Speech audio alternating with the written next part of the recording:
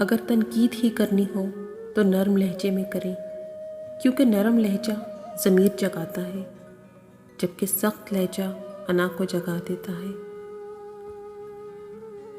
لوگ آپ کو تب نہیں ملیں گے جب آپ اکیلے ہوں گے، بلکہ تب ملیں گے جب وہ خود اکیلے ہوں گے۔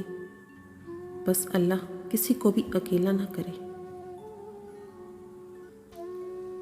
انسان وہ لڑائی کبھی نہیں جیت سکتا جس میں دشمن اس کے اپنے ہوں۔ عمر اور زندگی میں کیا فرق ہے؟ بہت ہی خوبصورت جواب۔ جو اپنوں کے بنا گزرے وہ عمر، اور جو اپنوں کے ساتھ گزرے وہ زندگی۔ ضرورت سے زیادہ اچھے بنو گے تو ضرورت سے زیادہ استعمال کیے جاؤ گے۔ تعلق بھی رزق جیسا ہے، بدنیتی آ جائے تو برکت اٹھ جاتی ہے۔ کسی کی آنکھ تمہاری وجہ سے نم نہ ہو، تمہیں اس کے ہر آنسو کا قرض چکانا ہوگا، اور جب وہ بہتر نہیں دیتا تو بہترین سے نوازتا ہے۔ چالاکیاں، سازشیں، مکاریاں، یہ کم ظرف لوگوں کے مشغلے ہیں۔ پرانے لوگ سمجھدار تھے، تعلق سنبھالتے تھے، پھر لوگ پریکٹیکل ہو گئے، تعلق سے فائدے نکالنے لگ گئے، اور اب لوگ پروفیشنل ہیں، فائدہ ہو تو تعلق رکھتے ہیں۔ جو سہ رہا ہوتا ہے وہی جانتا ہے کہ وہ کس قدر اذیت میں ہے، باقی صرف قیاس آرائیاں ہی کر سکتے ہیں۔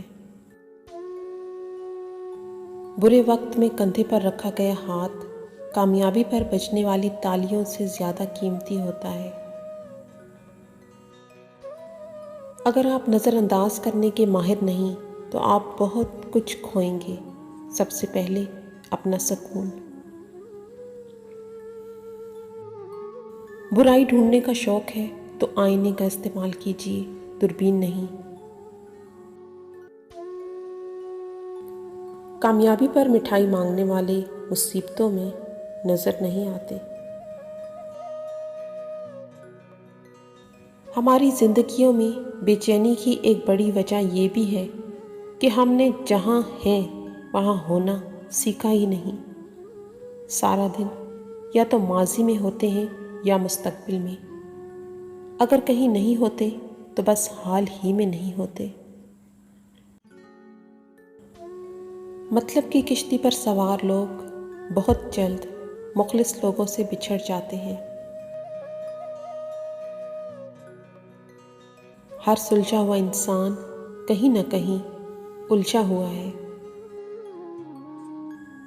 اگر گھرانے والے اپنے ہوں تو سنبھلنے میں وقت لگتا ہے۔ آپ کا بہت بڑا سرمایہ وہ لوگ ہیں جو آپ کی غیر موجودگی میں اپنے رب سے آپ کے لیے دعاؤں میں خیر مانگتے ہیں۔ سازشیں، غیبتیں، پیٹھ پیچھے وار، لوگ بھول بیٹھے ہیں کوئی کن بھی کہتا ہے۔ جب خدا کہانی کا اختتام لکھتا ہے، سازشیں تو رہتی ہیں، ہمتیں نہیں رہتی۔